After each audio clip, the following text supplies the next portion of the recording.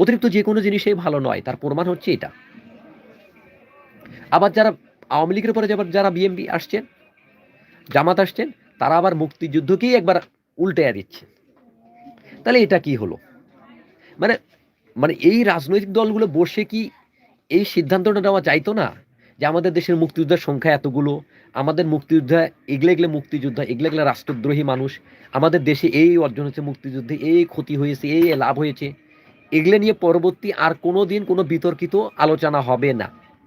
কোনো রাজনৈতিক দল এই ডাকটা দিতে পারলেন না।